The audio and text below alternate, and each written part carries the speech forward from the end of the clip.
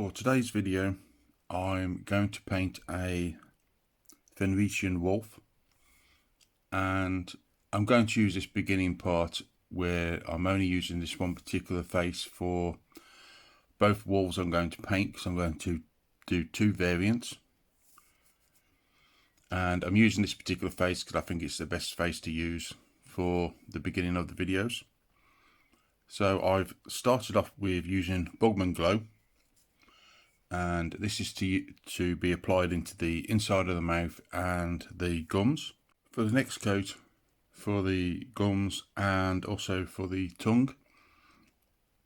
and the inside of the jaw area, I've used Keslev flesh, and after the Keslev flesh is finished, I've done a 50-50 mix of the Keslev flesh and Upshapti bone just to pick out the final highlights. For teeth, initially Upshapti bone was applied onto all the teeth, and then a fine glaze of Seraphim Sapir was applied approximately 2/3 up the tooth. And lastly, a little bit of Agrax Earthshade was applied at the very bottom of the tooth, right next to where the gums are, just to show how the teeth have yellowed and they get quite dirty. Now, Abaddon Black has been applied to the paws and the claws and also the nose, and I've gone a little bit high onto the top part of the nose because dogs often use their nose to try and move objects and to burrow into things, so it ends up taking some of the fur off the topper part of the nose. For the paws and the claws, I've now added Corvus Black, which is a slightly lighter black,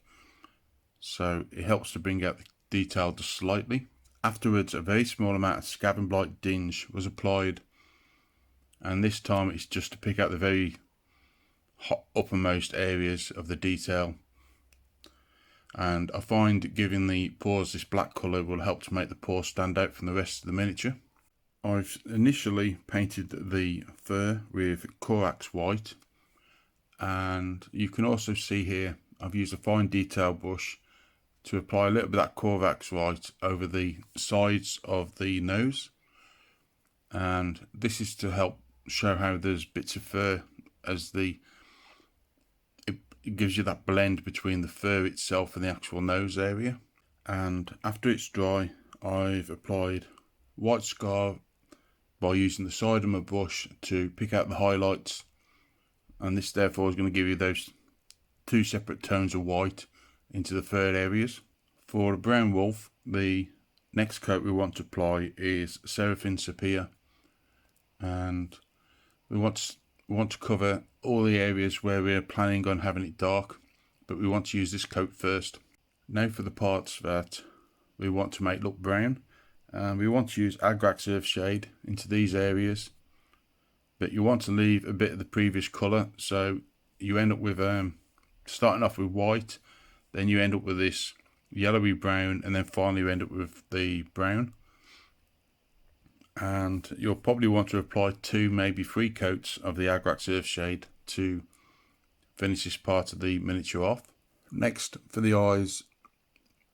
because the eyes are going to be white, and obviously the fur around the eyes is white as well, so you'll want to start off with using nut oil around the outskirts of the eye, and that therefore helps to break up the eye from the fur area. Once this is dry, you use a small amount of Abaddon Black and the very corner of the eye, and lastly I used a little bit of Abaddon Black into the inside of the ears. But remember, when you're painting the ears, to give a little bit of a jagged edge to it. You don't want a smooth line, because they're obviously going to have fur inside of there. If you like the video, remember to subscribe, click the notification bell, and also share the video with your friends.